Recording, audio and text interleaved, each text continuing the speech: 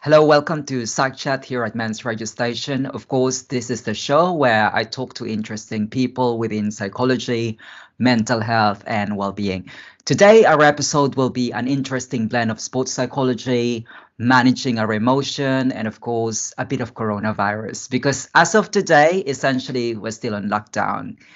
Anyhow, today I'm joined by Professor Andrew Lane from the University of Wolverhampton. He is accredited by the British Association of Sport and Exercise Sciences, also known as BASIS. He is also a chartered psychologist with the British Psychological Society. Professor Andrew Lane has authored over 1,000 journal articles and edited 2 books. Professor Andrew Lane, thanks for joining me. Thank you. I don't think it's 1,000 articles, but it's Oh, 1,000 articles. It's not 1,000. Yeah. That would be phenomenally, in a kind of a 30-year period, that would be a phenomenal amount of publishing. But it's all good. I'm very pleased to be here. Honestly, of course, you wouldn't be a professor if you've just published 100 journal articles. Anyway, I don't want to be presumptuous, but just for us to be conversational, can I just call you Andrew? You call me Andy, yeah. Andy. Okay, Andy it is then. So Andy, the way we do it here is let's look at backwards and tell us your trajectory in life, how you ended up being a sports psychologist. What's your story? I mean, interesting. I'm in a great position, great job, enjoy. At say 18, there'd been no idea that I'd have been anything like this. At 18, I wanted to be a professional boxer. I was working on a building site. I was a builder for a few years. In the early 80s, you earned quite a lot of money, and that was good training for keeping fit for boxing, or I thought it was good training at the time. Certainly kept you active. And I did that quite competitively for a few years. And it wasn't until well, I was already in a period of overtraining from the boxing, so I was tired emotionally and physically, and it was throwing it down the rain. I was in a library because we were laid off. You don't get paid to get laid off, so I'm grumpy about work. I'm tired about my sport, and I saw this book said, "What course?" And I thought, oh well, all the papers had gone that day, kind of leading me to this. So I looked at the course and I saw that you could do a degree in sport, and I thought, cry. And I looked at that, and some of them said just 2 A levels. I mean, I had 2 A levels, art and sociology. They were not that applicable to sport, so I applied to everyone I could do. And West London Institute, which is now Brunel University, let me in, which is remarkable. Let me in on the basis that my sporting career was counted as a 3rd A level. So I did that. I mean, that was a massive game changer. Then off to degree. Did terrible at my degree to start with. Didn't buy any books because I thought that'd be money lost because I'm going to fail everything. Scrambled through the first year, got slightly better in the second year, and a bit better in the third year. Then did a PGC and went school teaching, and then straight into a master's degree. And from a master's degree, I did quite well. I did all my degrees or supervised degrees with Peter Terry. Him and I started publishing with a colleague of mine who's famous in music, called Kostas Karageorgis. So we started publishing articles around that. And I then got a funded PhD position. Dropped out from being a school teacher, took a funded PhD. And I put my foot into it, really. I really got motivated, did loads of publishing. I was practicing. I was a boxing coach, so I was applying the psychology in there. And then I got work with a cycling organisation to do applied sports psych there. Did various different bits with athletes, with boxers who would come through the university. We had some good boxers at Brunel. But Audley Harrison, for example, came through. We had a great conversation with the great Audley. It was lovely to speak with, work with. And then from that, I carried on doing research. Research to become a professor is all about just publishing, about getting your name out, finding something interesting. All of my research, which we'll come on to, was in mood, which was building off Peter Terry's work as a practitioner. And that sort of caught our imaginations. Pete would come back from the Olympics with with stories about how he helped athletes, and the evidence base of which he was working from was mood, and how mood distinguished psychological states that were helpful for performance, and those when it was unhelpful, and what he did to try and get people in a winning mindset. Really inspired by all that, and so I sort of followed along with that.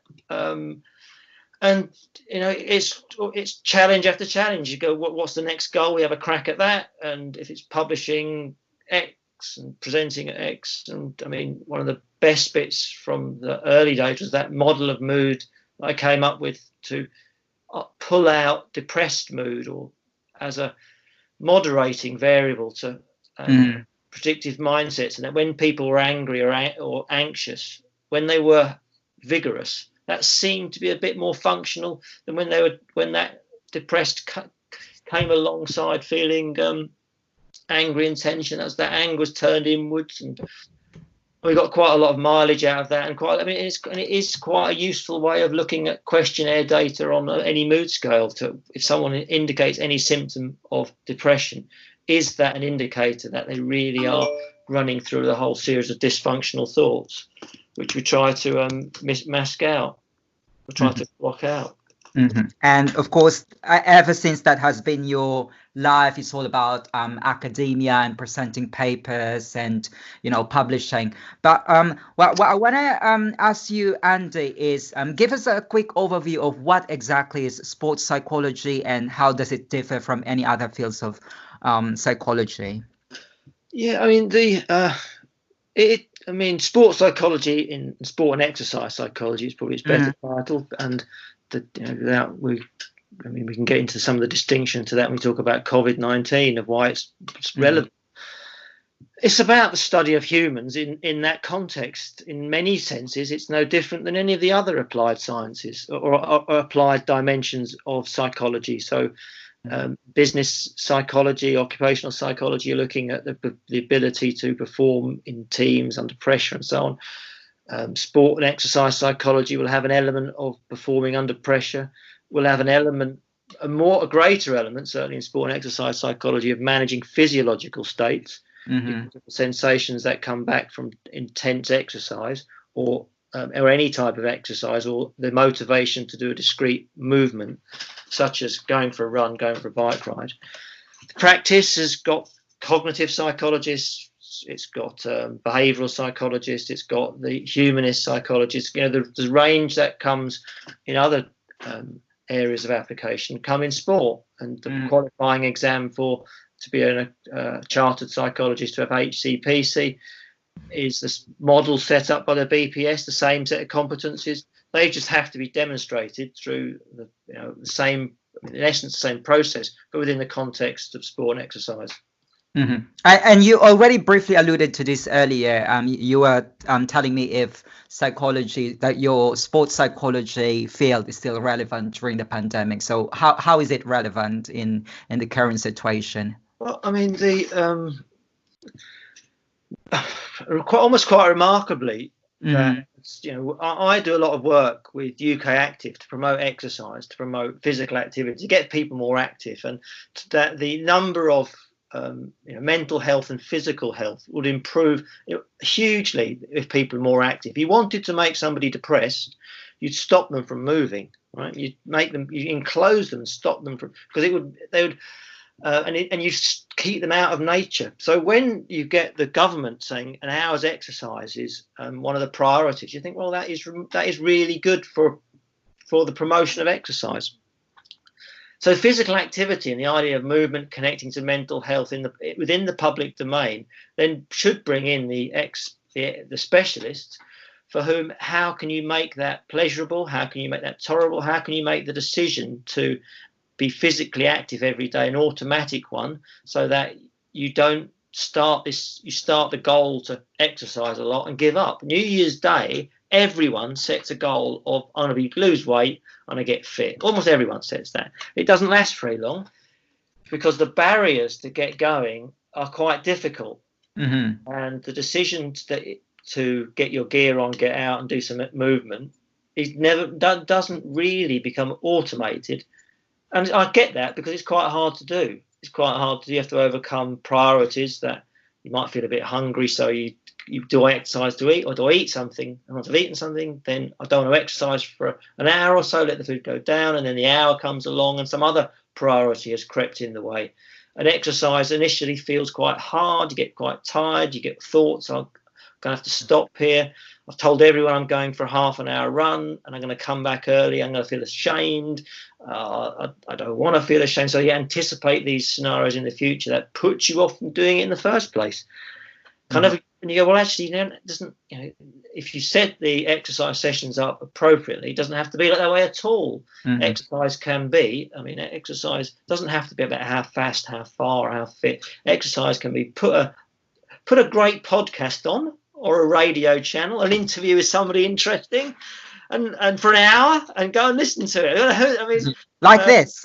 Exactly. I listened to some of the back shows when I went out for a walk. I thought, well, I'll go out for a walk. Now I now go for walks where no one's going to find me and there's no one around, and you can chill out. And the idea that, so I've walked 5 miles over an hour and a bit, that's great. And that's, and I've been in nature, that's great as well. And I've listened to the podcast, and all those 3 things have all set in combination. But if you really don't want to go out and you really don't want to do it, or you do want to do it, but it just doesn't fancy it. If you haven't got that, I want to go and listen to the podcast, I want to go and listen to this music, I want to go and be in this very beautiful environment, whatever the choice that sort of it flips you to do it, or you get a social agreement with your friend to meet them to go for a walk, and I go with my wife, so we're in the same house, we're all good with COVID. It becomes more difficult. It becomes more difficult. So you work on making those decisions easier for someone to make, and more endorsement, that's the best thing for them to do, and it makes them happier in the short term because they are achieving the goals that they set out to do prior to, and happier post that, because once they've done it, they've got the feedback that says you actually did this, and that makes it easier to some degree to do again, because it's once you've done one thing, your confidence to do it again increases to a point. There is an experience that says you have done this. You just need to sometimes go through that experience to put it from the past to the present to convince yourself you can do it again. I think what we can learn from this is that, because of the lockdown, we realize how important it is to go outdoors, because, before the lockdown, we just take it for granted, just like myself, because I work from home, I'm a freelancer, I can go out anytime I want, but just right now I become more appreciative of my, my freedom, my liberty to leave the house if I want to. I just can't really wish for this lockdown to be over and just have a sense of normalcy. But what I want to ask you, Andy, is you've been working with people who are athletic, who are into sports for so many years. I was just wondering if there's a certain personality type that gets drawn to sports, or is it more of the sports shaping someone's personality? I suppose it's more of a chicken and egg question, but I'm just wondering, is it really like your personality type, whether you're an introvert or an extrovert, that you could benefit more in sports? I guess that's what I'm trying to find out. Yeah, that's quite a bit of research went on in that in the 1970s. That was the personality relate to involvement and performance in sport.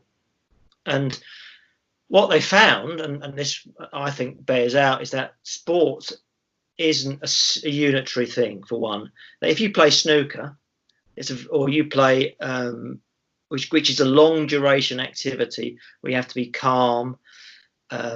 You're not interacting with anyone else, but mainly your own thoughts. Or you're a long distance runner, which might you're not interacting directly with other people, but you're out in your own thoughts for a long period of time.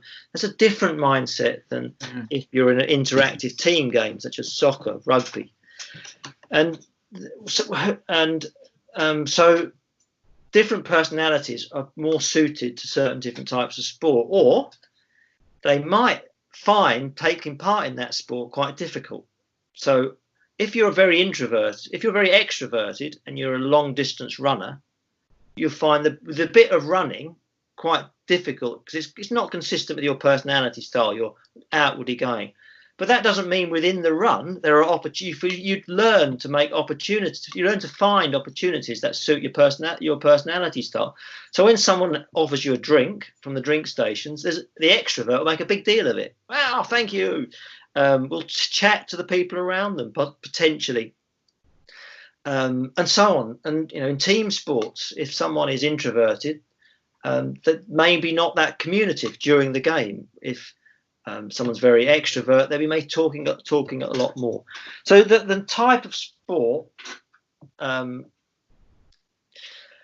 don't think people are necessarily drawn to it. I think they'll find that sport more or less challenging. If it's so inconsistent with their personality type, they'll have to learn strategies which then make it more amenable to them. I think, but I think that's all possible. I think you have to be, if you want to be a competitive sports person, you have to be very competitive. And that, if you're not very competitive, I think most people are competitive.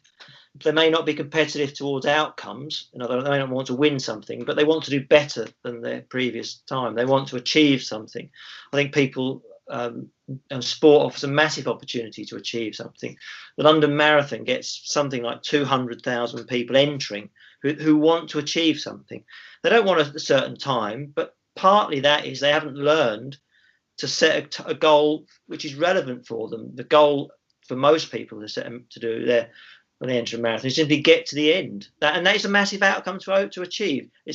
So when someone says I'm not competitive, they are competitive. They're competitive to do the best they can within that endurance event, which will be really challenging for a long period of time. And that's a massive achievement. Just because you didn't come first, that doesn't mean you weren't competitive.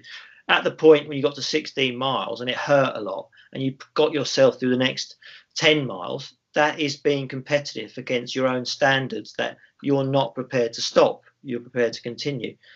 So but I think competitiveness is developed via training. And what sports does, it trains persons physically primarily, but it's developing their skills. It's also developing their mind. So if you're doing an activity that lasts for an hour, you have it's not just about the physical part of can you keep going, it's the mental part which says I am pushing the button of trying hard, no matter how much no matter how much activity comes from when I press, I'm still trying hard. And that is being developed. So that determination, that mental strength is being strengthened via that physical activity.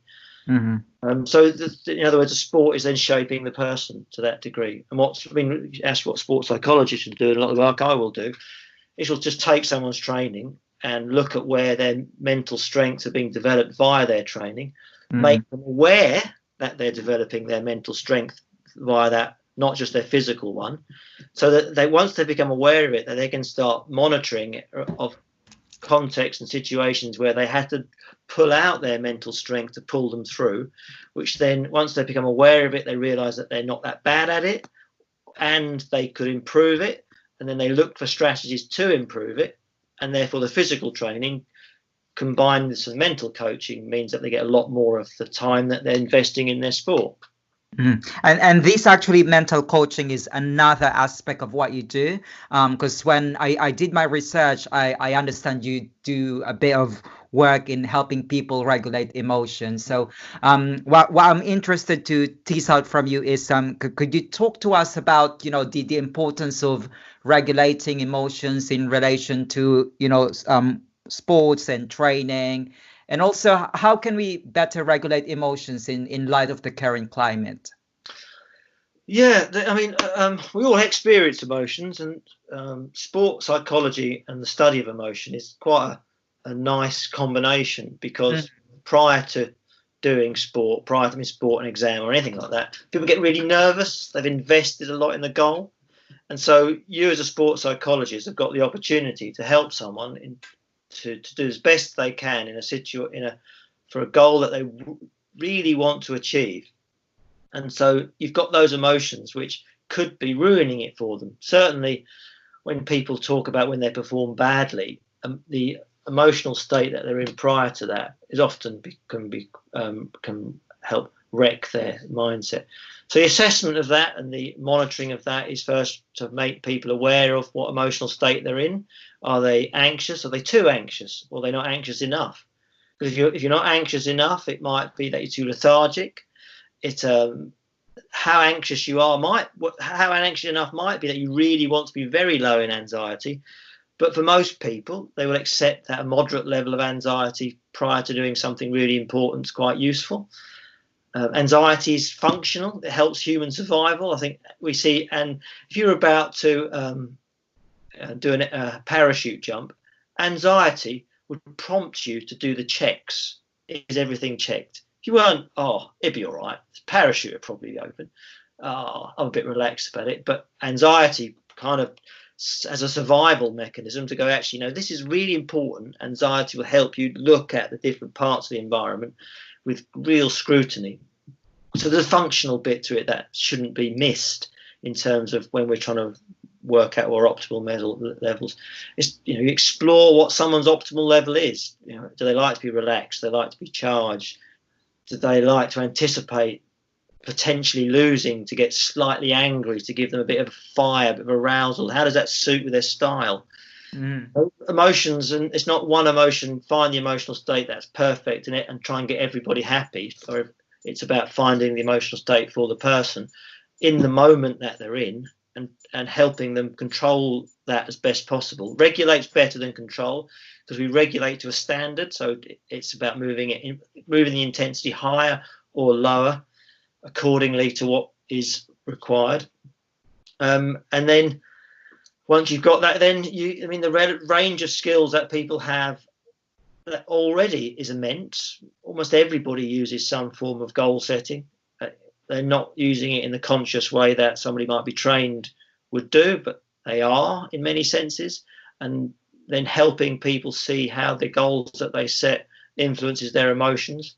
And typically in sport, they set outcome goals and focus heavy on outcome. An outcome goal is to win a race, to beat an opponent, and that's absolutely fine. But when the outcome goal is then fed into, I must win this contest, that doesn't actually give you necessarily a strategy for how you're going to win it.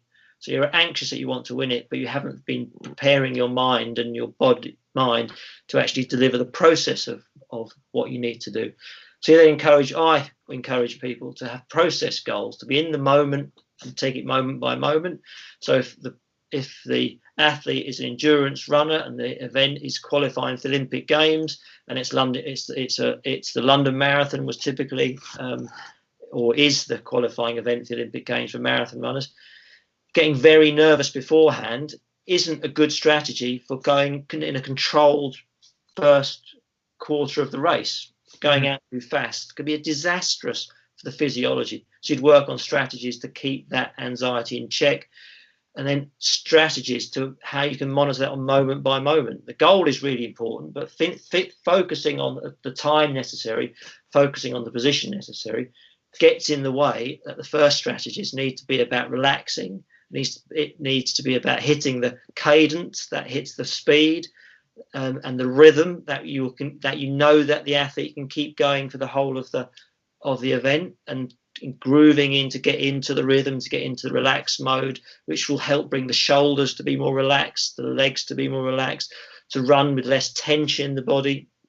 And what you're doing is, these are all almost, they seem like obvious coaching points, but what they're calming the athlete down in places where they're tense, and so the ongoing behavior, the ongoing physiological feedback is calming the person down so they feel ready to perform. And now what I'd like to find out from you, Andy, is you were talking earlier about, sports helping people to be more competitive and to be more motivated and to have a more, shall we say, endurance. But why is it that some people seem to be born with these abilities? They're able to overcome whether physical setbacks or mental setbacks. But why is it some people seem to be more, shall we say, emotionally fragile? Yeah, that's a massive question, isn't it? I don't think we know that really about what the Mm-hmm. sort of neurological basis of emotions and emotion regulation, maybe mental toughness is unclear. Mm-hmm. Um, it could be behavioural by experiences early on in childhood and early on within development that allow where people have overcome problems and get better at it. I mean, my take on it is that wherever people are at in terms of if mental toughness is will you go and do a task that's really difficult and not give up? Mm-hmm. Is that people can get better. They can get better, and they sometimes need convincing to start a little bit more. But what you can do is break the task down so that they get some level of achievement. And once people start to get some achievement, then the process builds on in that sense.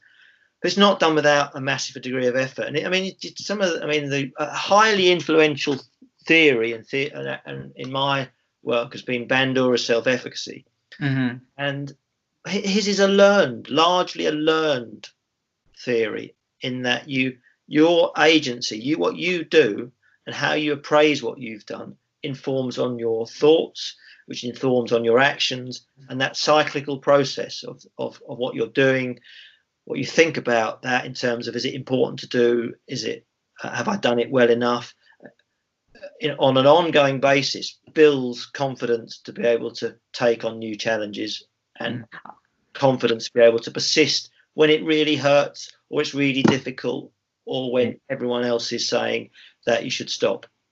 I'm actually doing a bit of self-reflection now because I never had any sports. I'm not really a sports-oriented person, but I'll try anything. I've done bungee jumping. I've done paragliding. Yeah, but I don't have any sports, but I've tried all sorts of stuff. I think yeah, there's a bit of I love challenging myself, but I'm just not really sports minded. But anyway, I really You appreciate. are, though. You are. A bungee jump, right? The bungee is so anxiety provoking. Yeah, it is a scientific. Right? You don't have to do a lot, but you have to trust all the systems around you to actually do it. And you see, the overcoming the anxiety to make that is huge. A kind of it's there. It's just what you have, and it's nothing's inspired you in order to be actually to want to do something which is similar to a bungee jump, which is a physical aspect to that. So I wouldn't say the statement "I'm not sporty" is kind of, you don't have to say that about yourself. Mm-hmm. I don't know. I suppose I'm not sporty in the sense that I don't like watching football, or I don't really see the beauty of taking part in marathon. But I would love to take other physical activities like bungee jumping to challenge myself. I think that's what I'm trying to say. Yeah. Okay. Yeah, but I do appreciate your take on emotion and sports psychology, and what I tend to do here on Psych Chat is that I tend to break this with some trivias, and I found some trivias about emotion here, and just want to read this. I found this from GoodNet. You mentioned this earlier, that bad feelings are good for well-being. I found this on GoodNet, and they say that experiencing negative emotions such as fear and anger is important for mental health and helps us to evaluate our experience in positive way. And that's what you've said earlier, Andy, that when we try to jump on a parachute, we will check whether the safety measures has been in place. And another thing that I've found on this website, GoodNet, is that emotions are in fact physical. As well as being a psychological phenomenon, emotions are also felt outside of the brain in the rest of the body, according to a study by a team of scientists from Finland.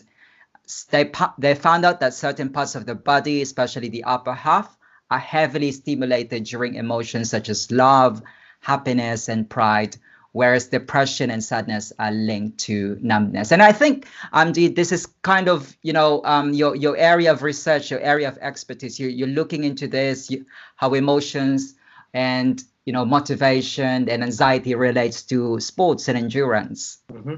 Mhm. And what I'd like to talk now, what I'd like to talk about now is the psychological skills. You already talked about this earlier, but what I'm interested to find out is what kind of psychological skills do you help people to develop with? Because I presume you would be meeting lots of clients in this line of work. So what kind of psychological skills you help them achieve?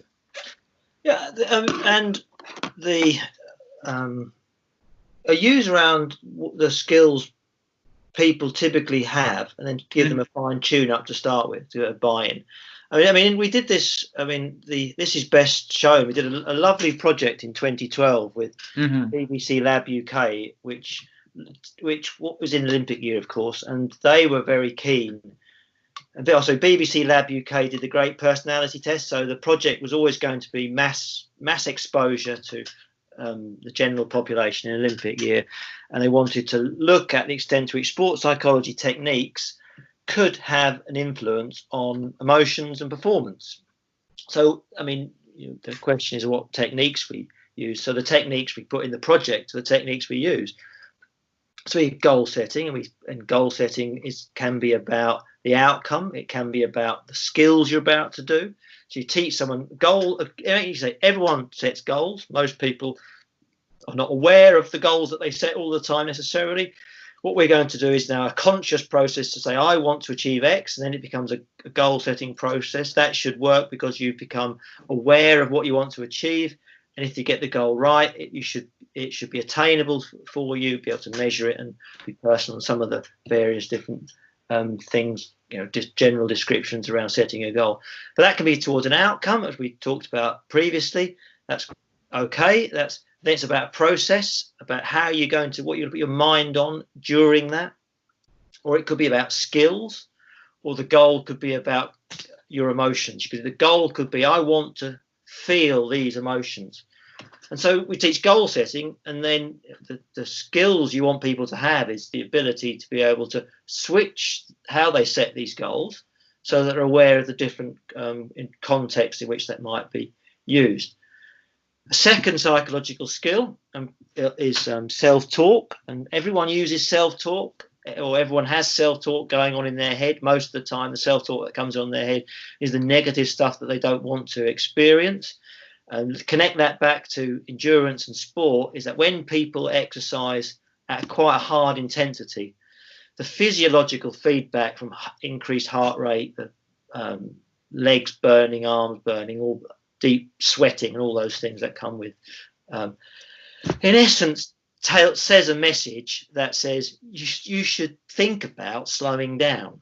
Right? It doesn't actually say those words, but the message comes slowing down. You verbalize it in saying, I can't go on like this, so this is too difficult. And then what you can do is you'll do some deliberate, conscious self-talk, so that when you get to that point where the body and the brain does this because it doesn't want you to run yourself to death. Right? The idea that the brain's sitting there monitoring quietly in the background, and all of a sudden you go, I'm going to do something ridiculous and try and run for 5 hours, or I'm going to sprint for 3 minutes or something, and all those systems show the brain goes, oh, you don't want to do this, we'll break, everything will crack, and it sends this message back via self-talk, you better slow down. The skill set to that is to go, actually, conscious you who has this goal to achieve X in the sport you want to achieve, says, well, I don't want to slow down, because if I slow down, I will not achieve what I wanted to do. So your self-talk then is around changing that dialogue so it's functional with your conscious goals you set, your intentional goals you set. And that's quite a challenge, because the physiological feedback will always, at high intensity, come really strong. I mean, I work with some boxers, top level boxers, and they said to me, right, we're going to teach us so that we don't get tired. I said, no, I won't. And he goes, oh. I said, no. I said, what I'll do is teach you so that your current level of exercise, you won't feel as tired. You won't.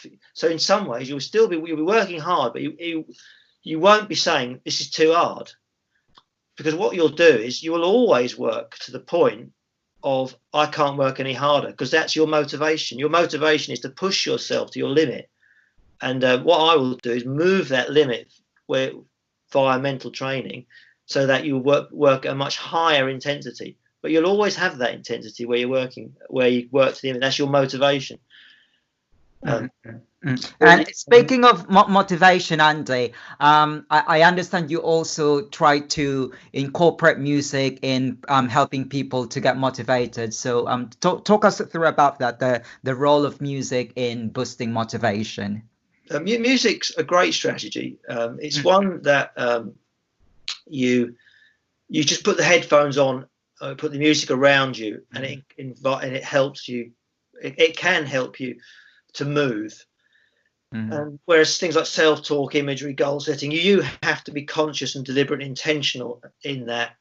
And so if you're feeling a bit, I can't be bothered to exercise, or during an exercise session you're losing motivation, having motivational music can change your emotions to inspire you to keep going. But there's a process you go through that can get the right music for you at the right time. I think it's quite simple, but you need to be intentional. So if you want music to run hard to, if you're running, you want exercise to running, you want music with a good beat. You want music typically 4/4 timing, not waltz timing. You want music with inspirational lyrics, and you want it quite quickly. And you personally, what sort of music do you listen to when you're working? Oh, me, you see, yeah. Well, my good colleague Kostas Karageorgis now, he's shaking his head about what I'm about to say, because him and I had many a debate about music. In the 1970s and early 80s, I was into punk. I was a member of a punk band, singer of a punk band. In fact, I was a singer of a punk band called Virus, surprisingly. All my old punk mates have said, go on, you're the singer of Virus, fix us from the virus. You've got a really colourful background here. You were billed and then became a band member and became an academic. Yeah, but carry on.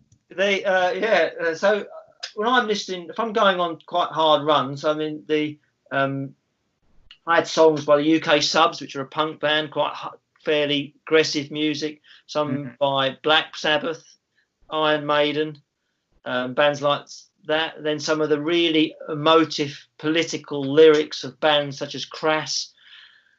I know no one's heard of these things, but they connect back to when I was quite politically active in terms of and human rights in the early 80s. Really get your emotions going, get you active, moving, real high energy music that is, I find, very inspiring. And what I do with anyone is say you need to find your inspiring music. But that's inspiring for me. I think go on a marathon run, you landing in the sort of middle miles, listening to Heaven and Hell, which has got a bass line which is almost one note. And you go, I think that's brilliant, because you drop into that monotony of just keeping going around that bass line. I think where that bass line drifts into, you can't really notice it, but it's been going for 8 minutes and you're still in there. You go, well, I've covered a mile and a bit. Fantastic. And I wasn't even aware of my environment, really. So yeah, you go through different bits you go through your playlist. I think things like all the different ways we can get music down from the internet now means you've got an almost infinite supply of music that you can listen to. Yeah, actually, thank for the internet, because lockdown has become more bearable. I can't really imagine how lockdown would have taken place if there was no internet. But anyways, you just mentioned to me about your interest in music, and earlier during the introduction, I mentioned that you've actually edited 2 books. So if you could just talk us through about your 2 books. Okay. One of the books was called Case Studies in Sports Science and Medicine, and with Greg White and Greg White, who's done all the stuff with celebrity athletes on comic relief. And this is a textbook, I presume. Yeah, it's a book on It's a book which has got a lot of case studies from practitioners. They're all very short chapters, and each practitioner just talks through a case study. It uses sports science in an applied way, interdisciplinary, and tries to give the information in a way that a practitioner would do with it, would find useful. It's a cracking book, really, because it's not that it's each chapter is nice and short, and the variation across themes is huge across all the sports sciences. Yeah, I mean, I've edited a couple of textbooks as well, actually, on sports psychology, which are all right. That's quite an enjoyable process to a point, and quite a lot of work as well. But quite good for you. If you're a teacher, then if you're teaching a lot, having your whole course and writing a textbook around and getting your no, actually they are enjoyable, because I've done quite a bit of editing. You get you get people who are nice to work with to write chapters, nice and also knowledgeable, and you can make the process really enjoyable. So one of the days we edited the sport and exercise psychology textbook I did was I got all the authors round. We edited each other's chapter, we read it, and we offered feedback. Then we went for a run at lunchtime. We had a massive, great meal, which my wife made really well. And then we did it in the afternoon. It's really social and enjoyable, and academic stuff and that sort of interrogation often is done in a lonely way, and that was done in a very social way.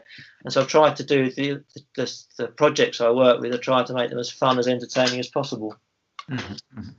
So again, remind us, what's the title of that book for those who are interested to get a copy of that? One of them is Sport and Exercise Science and Medicine, and the other is A Runner's Guide to Sports Psychology and Nutrition, which is a book on running I did, which is quite good for available. Both of those are on Amazon. We publish them on Amazon. The Sport and Exercise Psychology, I think, is with Routledge. So they just punch in your name on Amazon Book, and then they'll find it. Oh yeah, okay. And the books I've done, those ones on Amazon, they're really cheap as well. I took all the costs out. I mean, really cheap. I think one of them's £5. Okay, yeah, that is really cheap. Yeah, I know.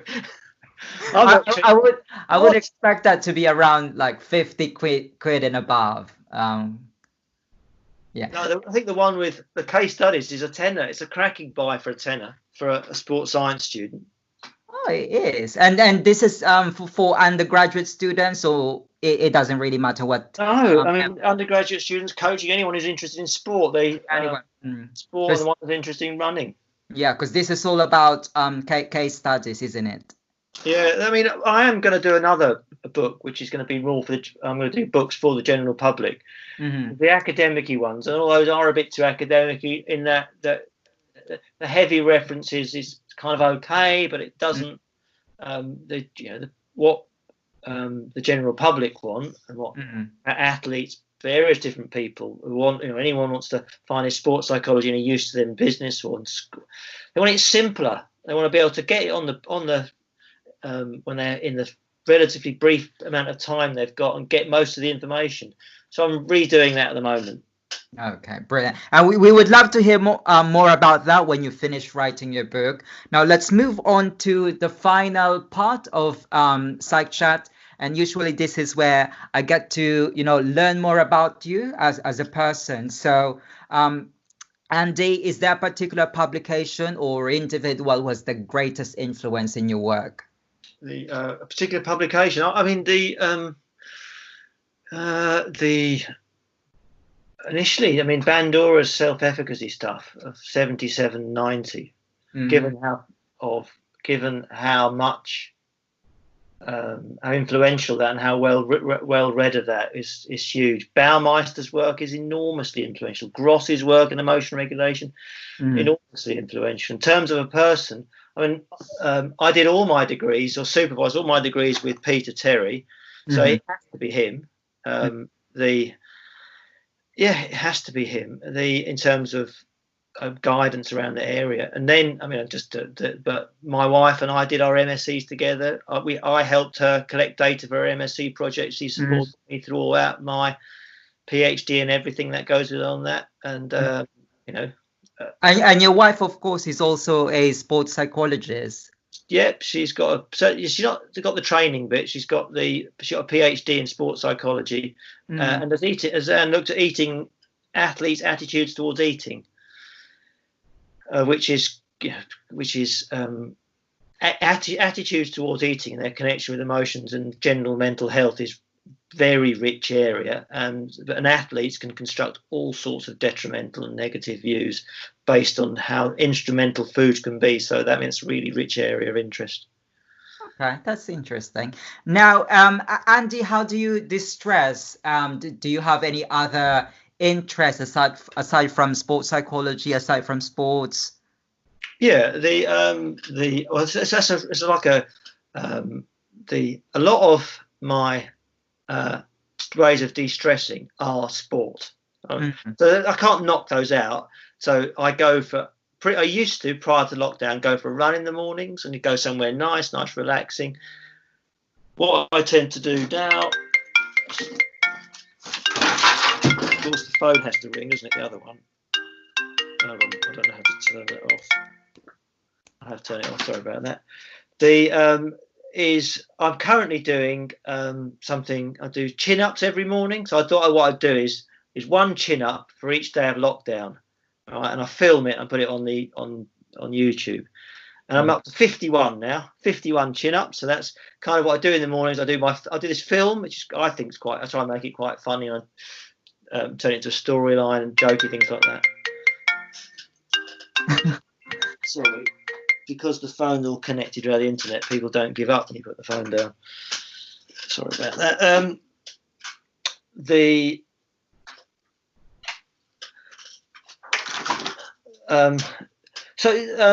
Around. And this chin-up is so. I think I saw this you doing on Twitter. Yeah, no, I mean it's quite good fun to do. So the idea that you do something interesting, challenging around this current period, a novel thing. I had the chin-up bar outside my house for years and not used it. I thought, actually, I'll learn to do chin-ups now. So that's enjoyable. The sports I've got, we do rowing, we do indoor rowing now. That's really enjoyable. We do indoor rowing challenges, which are quite good fun. So Friday morning I rowed a marathon. I've now run a marathon and rowed a marathon. That's all quite good fun. So your life really revolves within sports and endurance and competitiveness. Well, there's those bits, and then I've got a 25 tomorrow-year-old son, a 23-year-old daughter, and a wife. We spend a lot of time together and all those things.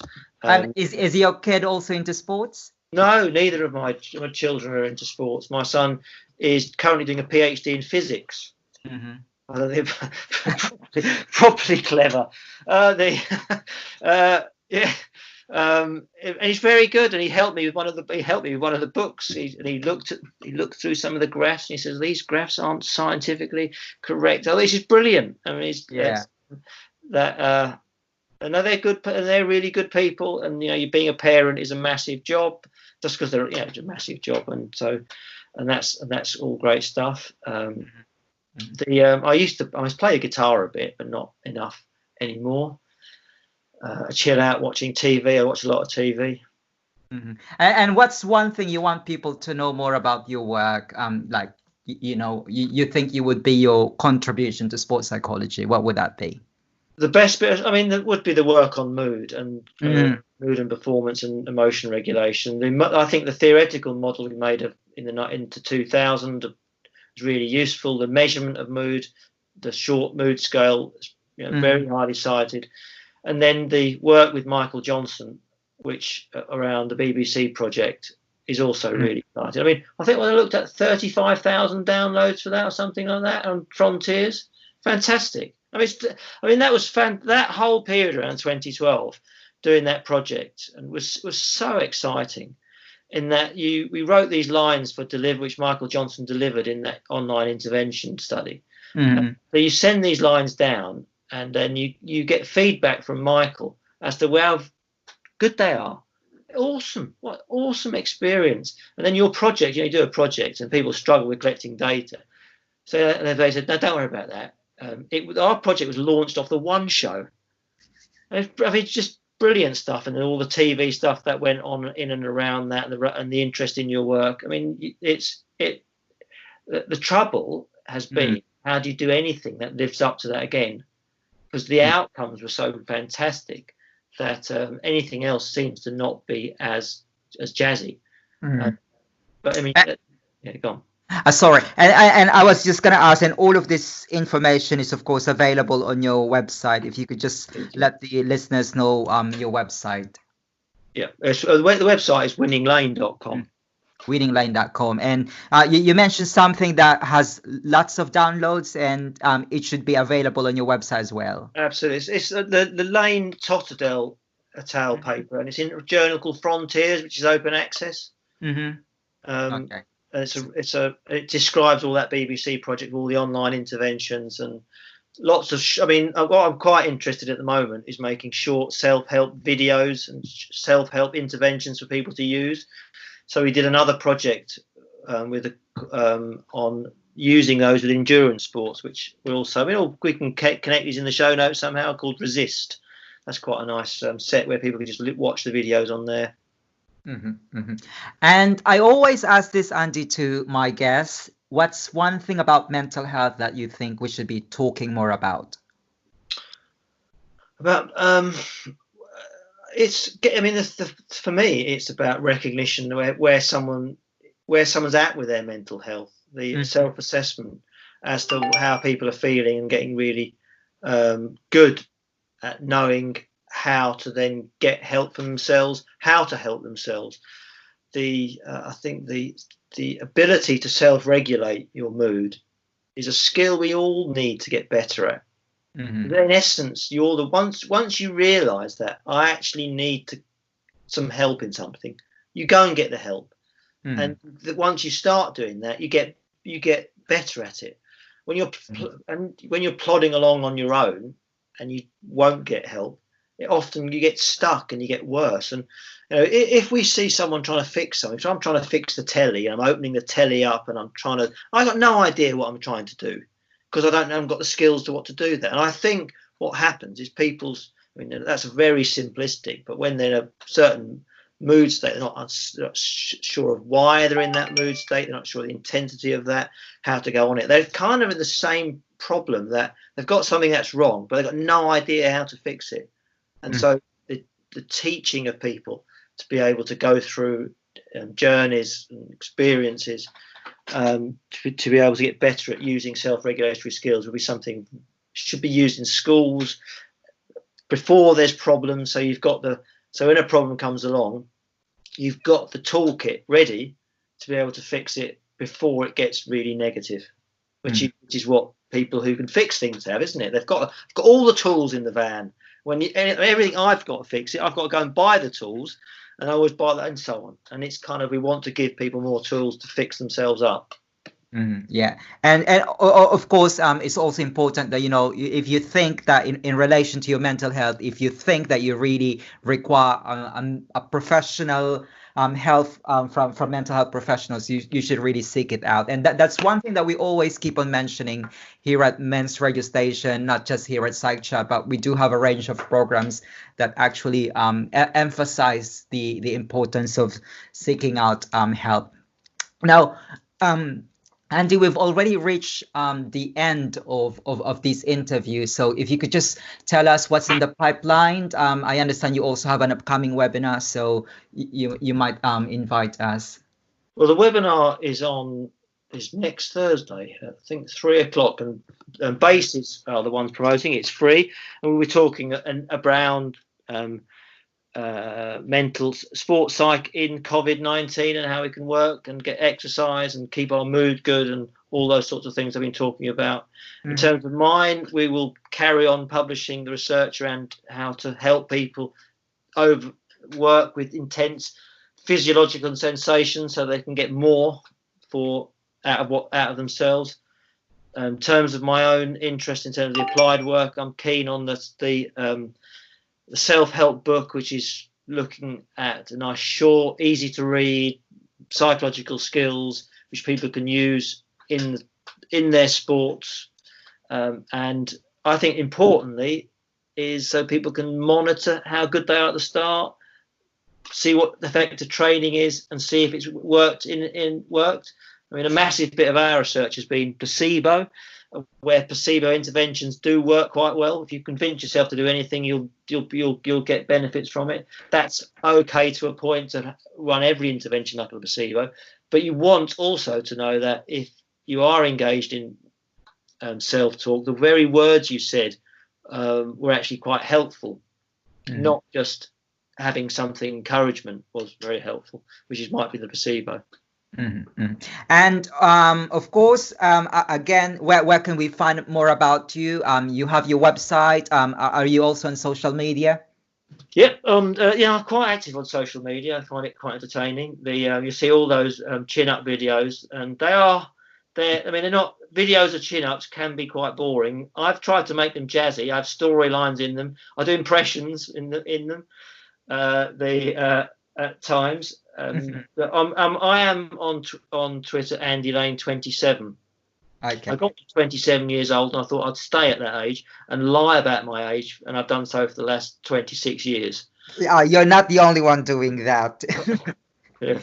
Are you also on YouTube? I'm on YouTube, yeah. It's Andy Lane channel on YouTube, yeah. Yeah, and you cross post this video. Well, anyways, it's been a lovely talking to you, Andy. We've learned more about your line of work, how sports and sports psychology is actually relevant, not just during the lockdown, but of course in everyday life. Just like what you mentioned, it helps us to be more positive, it helps us to regulate our emotion, and it helps us to be more competitive. It's really a fascinating talk with you, Andy. Now I'd like to take this opportunity to remind my listeners about my book. My book is called Let's Talk About Behavior. It's still available on Amazon, so just type in my name, and of course you can also look for Andy's book, so just type in his name on Amazon. And of course, just like Andy, I'm also on YouTube, where I pretty much do the same thing. I chat to people for about 45 minutes to an hour. I talk to them about psychology, mental health, and well-being.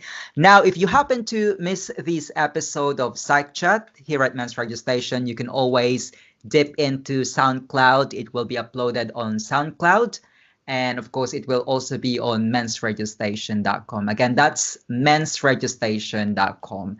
So do you have anything to add, Andy? We still got 2 minutes left. Oh, well, it's been, I think it's a pleasure. I mean, you've got a great show. I was listening to it. Thank you. On Saturday, and this is a great forum to spread out the work that people are doing.